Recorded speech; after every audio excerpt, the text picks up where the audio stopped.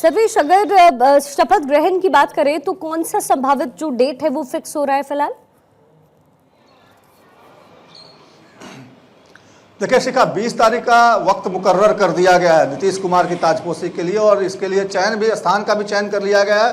पटना का ऐतिहासिक गांधी मैदान, वहाँ पे कामकाज भी शुरू हो गया, तैयारियां भी शुरू कर दी गई हैं। 4 दिनों के लिए आम लोगों के लिए गांधी मैदान में प्रवेश वर्जित कर दिया गया। आज ही तमाम अधिकारियों ने जाकर वहाँ पर मुआयना किया है, स्थल का निरीक्षण किया है, कहाँ पे मंच बनेगा, कहाँ पे जो आगंतुक आएंगे, जो गेस्ट होंगे, जो खास मेहमान होंगे इस शपथ ग्रहण समारोह के, उनका मंच कहाँ बनेगा, मंच पे कितने लोग बैठेंगे। बगल में भी 2 मंच बनाया जा रहा है जिसपे कि जो गेस्ट सूची है, गेस्ट लिस्ट है, वो बहुत बड़ी लंबी चौड़ी है।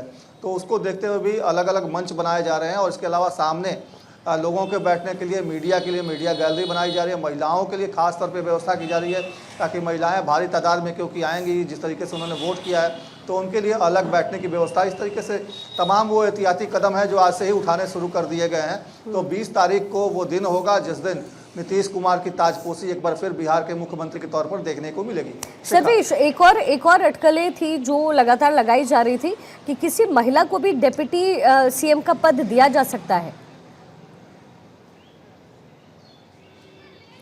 देखिए बिल्कुल, ये बातें जो हैं ये आ रही हैं और अभी इस पर हालांकि मुहर नहीं लगी है, लेकिन ये बात भी हो रही है कि जिस तरीके से महिलाओं ने इस चुनाव में अपनी भागीदारी निभाई है, जिस तरीके से एनडीए को प्रचंड बहुमत मिला है और उसमें महिलाओं की जो भूमिका रही है, तो महिलाओं को उसका रिवार्ड दिया जाए।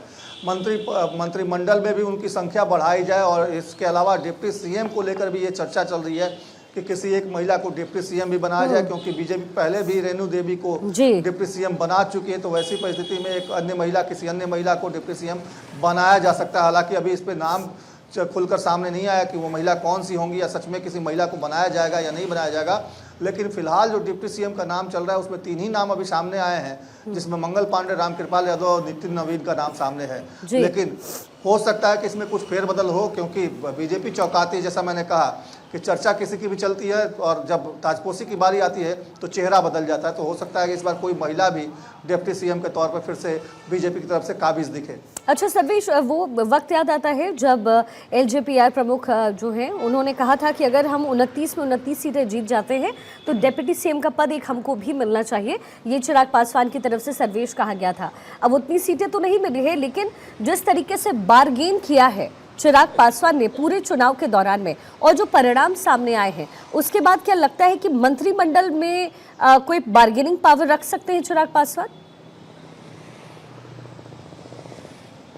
जी बिल्कुल रख सकते हैं चिराग पासवान। और चिराग पासवान इस बात का इशारा भी कर चुके हैं। प्रेस कॉन्फ्रेंस जब परसों उन्होंने किया था तो उसमें साफ तौर पे कहा था उन्होंने कि हम 19 सीटें जीत कर आए हैं, हमारा स्ट्राइक रेट 100% का लोकसभा में रहा था, इस बार भी स्ट्राइक रेट हमारा बहुत बेहतर है।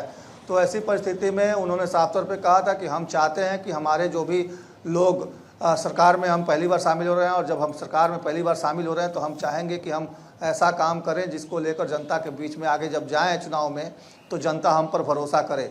और हम अब परफॉर्म करना चाहते हैं, तो परफॉर्मेंस वाले पोर्टफोलियो की एक तरह से बात कही जाए तो चिराग पासवान ने उसकी तरफ इशारा कर दिया है। जहाँ तक डिप्टी सीएम की बात है, निश्चित तौर पे 29 सीटें अगर उनको मिलती तो डिप्टी सीएम के पद के वो दावेदार एक तरह से बनते थे। लेकिन फिलहाल उनको 19 सीटें मिली हैं तो लगता नहीं है कि उनको डिप्टी सीएम का पद दिया जाएगा, उनको संतोष करना पड़ेगा मंत्री पद से ही।